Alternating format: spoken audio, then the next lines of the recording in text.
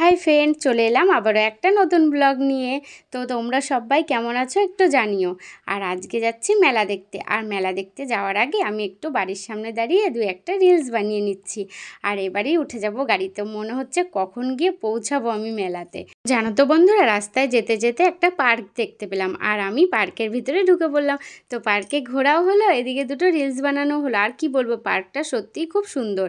তো এত ভালো লাগলো। আর রিলস বানানোর অনেক অনেক সৌন্দর্যর জায়গা আছে। এখান থেকে আমরা এখন যাব মেলাতে, তাই তো? আর মেলাতে গিয়ে অনেক সায়ন তো মেলাতে যাবে না বলছে। যাবি? পারিস না বাবু। তুই থাকবি বললি এখানে? না না, ওরে যাস না রে, থাক। ধর নামতে পারে। হ্যাঁ, ওরে যাবি না। থাক তাহলে। যাব। তো চলো আবার মেলায় গিয়ে দেখা হচ্ছে। চলো। চলে এলাম স্টেশনে। আর স্টেশনের পাশেই যেহেতু মেলা, আর দেখো আমরা খুব তাড়াতাড়ি মেলাতে চলে এসেছি। তো সন্ধ্যাটাও এখনও লাগেনি। আর সন্ধ্যা না লাগলে না মেলাতে গিয়ে কোনো মজাই নেই।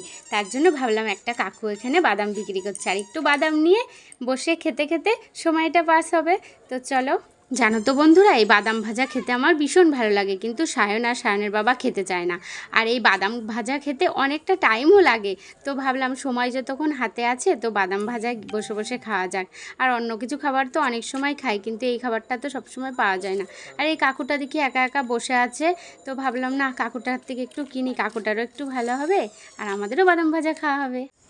তো ফ্রেন্ড, বসে বসে বাদাম ভাজা খেলাম। আর এবার যাবো মেলায়। চলো, আবার মেলায় গিয়ে তোমাদের সঙ্গে দেখা হবে। যা অন্ধকার স্টেশনে, ওরে বাবা। তাই? ঠিক আছে, চলো।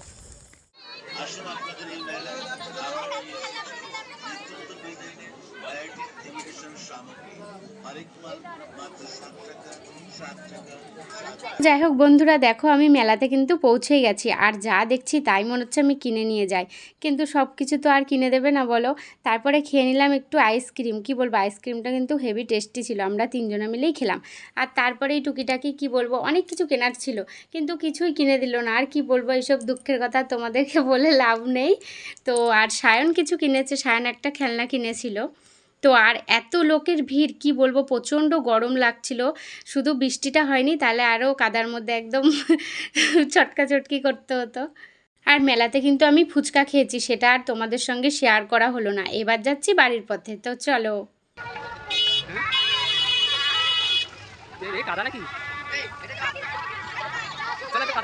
গাইস দেখো, আমরা এখন বাড়ি যাচ্ছি। আর এই দেখো চাঁদটাকে দেখো।